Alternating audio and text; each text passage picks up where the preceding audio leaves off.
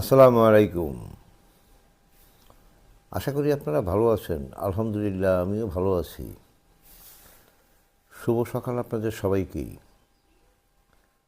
সারাদিন আমরা অনেক কাজকর্ম ঝুঁকি ঝামেলার মধ্যেই জীবন পার করতে হয়। তারপরে রাত্র হয়তো একটু বিশ্রাম, অনেকের বিশ্রামও হয় না। নানান টেনশন পেরেশানিতে রাত চলে যায়। ঘোরাঘুরি করতে করতেই জীবনটা ফানা হয়ে যায়। তবুও যে যেখানেই আছি, যেভাবেই আছি, রাত দেওয়া হচ্ছে বিশ্রামের জন্য, আর দিন হলো কর্মের। আমরা এখন নিশ্চয়ই কর্মে বেরিয়ে যাব সবাই। সকাল 9টা বাজে, চাকরি, অফিস, আদালত, ব্যবসা বাণিজ্যের জন্য রিজিকের সন্ধানে পেট এবং পিঠের যে এই জ্বালা মিটানোর জন্য বেরিয়ে যেতে হবে।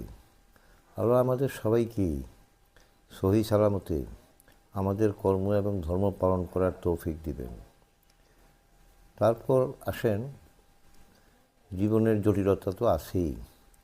সমাজ, সংসার, পরিবার, পরিজন, কত কিছু নিয়ে কতভাবে কত মানুষ কত রকম পেরেশানিতে দিন পার করে। যার ব্যথা সে বুঝে, অন্যজনে বোঝা দেয়। আসলে এটা বন্ধুবান্ধব, আত্মীয় স্বজন কাউকে বললেও বুঝবে না একটা দিন আমাদের কিভাবে পার হয়। এটা শুধুমাত্র যারা কর্মজীবী মানুষ তারাই জানে, মহিলা পুরুষ নির্বিশেষে।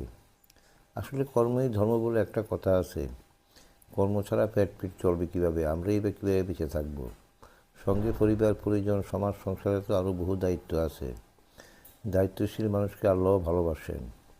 নিশ্চয়ই আমরা এই দায়িত্ব কর্তব্য পালন করার জন্য শতভাগ চেষ্টাই করি। তবু অনেক সময় নানান জটিলতা বা এটা সেটার মধ্যে সঠিকভাবে দায়িত্ব পালন করতে পারি না।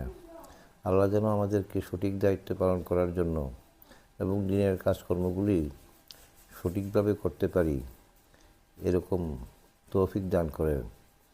ধন্যবাদ আপনাদের সবাইকে। আবারও শুভ